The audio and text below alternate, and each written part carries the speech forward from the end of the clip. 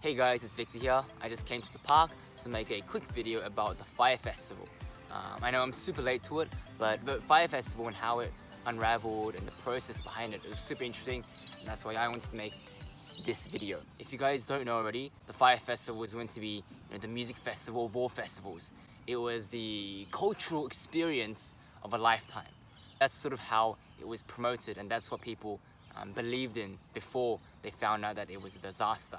The accommodation was completely ass, the food was terrible, overall safety and security was very low, and the experience basically was the complete opposite of what was promoted.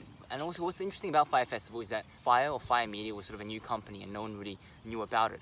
And typically, when a new company blows up and promotes this trip to the Bahamas for 2 weeks at prices as low as $500, people would think that it's a scam, right? New company pushing out stuff that seems way too good to be true normally doesn't get a lot of customers buying, but it did. It completely blew up, and the reason was because all these social media influencers and ambassadors pushed for it. And normally, this is quite harmless, but I think the reason it was a complete disaster and why so many people got caught up in it was because of two major problems. The first problem is that the influencers didn't disclose that they were being paid. You have these huge individuals with, again, huge followings on channels such as Instagram, pushing and promoting the Fyre Festival. In fact, Kendall Jenner, who has like over 70 million followers, was paid over $250,000 just to promote Fyre Festival, right? I think that's crazy, because first of all, you're not even writing the post, okay? Someone else, some media company is writing and tailoring the post. All you're doing is taking that post and posting it on your channel, and you're being paid 250 grand, right? 250 grand, that's crazy. And even more crazy was that, you're being paid 250 grand for this, and you're not telling your audience, right? That's basically straight up a scam. If you at all care about your audience, and if you have, a following of 70 million followers, then you ought to at least tell them that, what you're posting is being sponsored. Because there's a very big difference between saying, oh my gosh, this is the best product I've ever used, and saying, I'm being sponsored and this is really cool, and this is a really cool product, right? Because you're basically lying to your audience members when you're pushing out or you're saying how great Fyre Festival is. As a follower, all you're seeing is that, all these fantastic influencers are promoting this one thing. And so obviously you'd believe that this one thing, this Fyre Festival, must be amazing. The second huge problem is that young people, especially in the 21st century, sort of just blindly follow people. Bella Hadid, Kendall Jenner, Emily Ratajkowski, I didn't pronounce that right. A lot of young people aspire to be like them. And so when an influencer posts, X is great, you trust that X is great, or you at least indirectly trust that X is great because you trust them.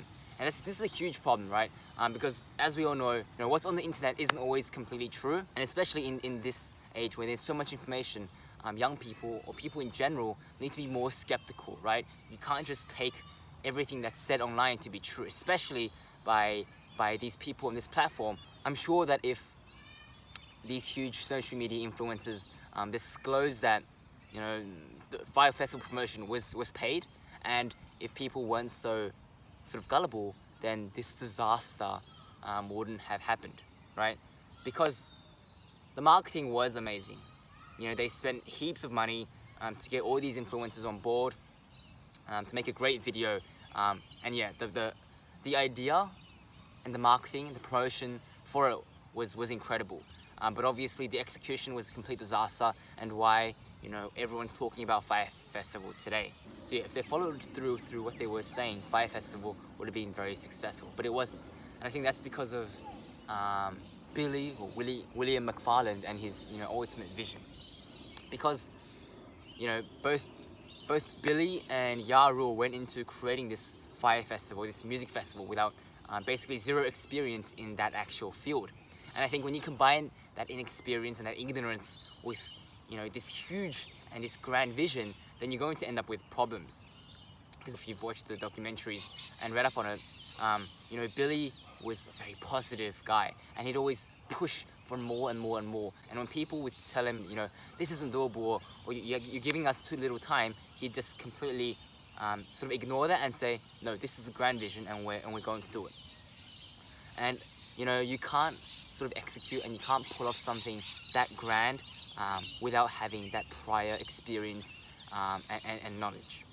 I mean, that's my 2 cents on Fyre Festival. You know, seeing it all unfold, the drama, everything behind it, you know, was quite awesome. And it's definitely a problem of the 21st century. And as a result of the growing social media presence and the platform and everything associated with it. Don't believe everything that's on the internet. And I think the Fyre Festival was really gave people a taste of their own medicine. Not to say that the people who paid, you know, or went were wrong, but it really opened the eyes, I think, of a lot of people in the world regarding the individuals that they follow on the internet. Anyways, thanks guys for listening. I ran for a long time, but yeah, peace.